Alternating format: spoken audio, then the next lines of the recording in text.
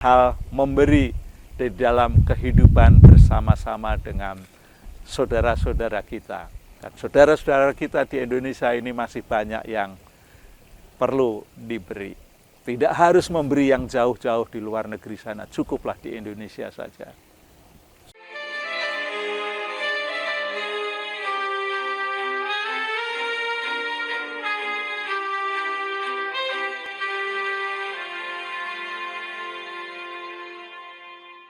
Setiap orang yang sudah dewasa pasti memiliki keinginan untuk bekerja.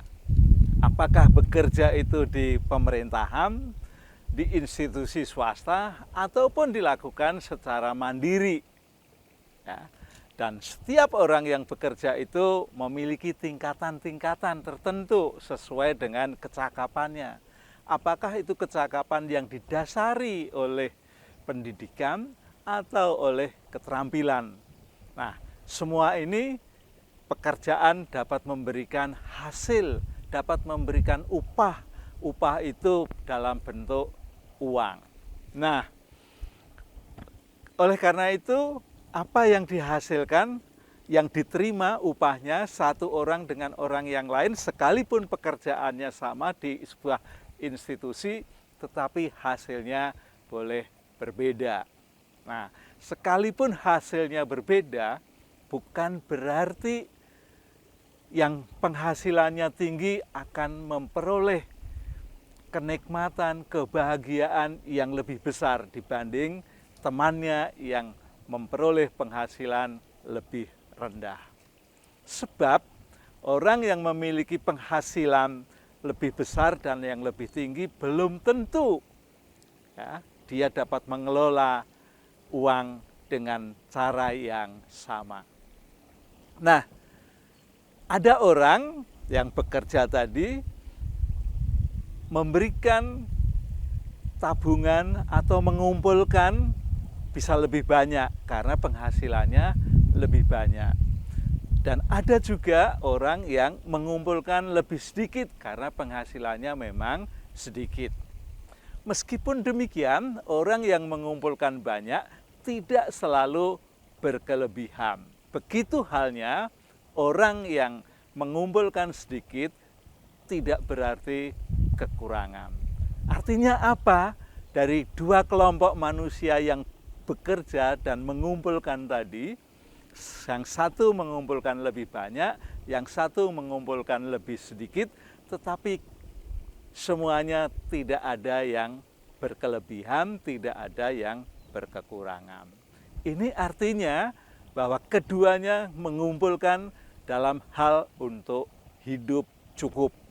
Nah, dari kehidupan yang cukup itu, paling tidak akan mendapatkan rasa tenang. Mengapa ada rasa tenang? Karena seseorang pada umumnya itu bekerja untuk mendapatkan penghasilan, dan penghasilan itu untuk membiayai kehidupannya. Dan kalau sudah berkeluarga, maka itu juga untuk menghidupi keluarganya. Kalau anak-anaknya sudah sekolah, semakin tinggi sekolahnya, maka pendanaannya yang diperoleh juga dipakai untuk membiayai anaknya mengikuti pendidikan yang lebih tinggi lagi. Nah, dengan cukup itu tadi, ada yang dapat memberi kepada orang lain atau berbagi kepada orang lain, tetapi ada juga yang tidak mau berbagi kepada orang lain.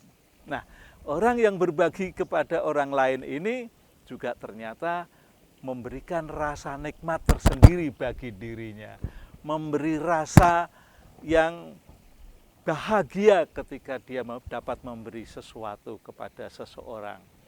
Dan orang yang tidak pernah berbagi itu, kalau ditanya, ya rasanya kok masih kurang terus ya dari penghasilannya, dari apa yang dikumpulkannya gitu. Nah, sesungguhnya orang yang berbagi itu dan dilakukan secara tulus akan memberikan rasa bahagia, akan memberikan rasa ketenangan, akan memberikan rasa yang cukup luar biasa karena bisa menolong, bisa berbagi, bisa turut memberikan kenikmatan kepada orang lain. Nah, ketika seseorang memberi kepada orang lain, apakah yang diberi itu posisi keuangannya ada di bawahnya atau sama atau bahkan lebih tinggi, biasanya orang yang diberi itu pun kalau itu pemberiannya secara tulus juga akan diterima dengan senang hati, diterima dengan sukacita, diterima dengan sukaria. Nah, malahan orang yang menerima tadi juga masih turut memberikan penghargaan dalam bentuk doa, ya, supaya rezeki orang yang memberi itu ditambahkan dan ditambahkan terus-menerus. Tapi kalau kita memberi atau membagi sesuatu kepada orang yang posisinya ada di level bawah kita, ya, suatu saat dia juga ingin memberi, sekalipun dia dalam kekurangan, tetapi dia juga mau memberi. Ini hal yang luar biasa, hal yang patut diteladani. Mengapa? Karena dia tidak memiliki banyak, tetapi tetap memberikan sesuatu kepada orang memberi.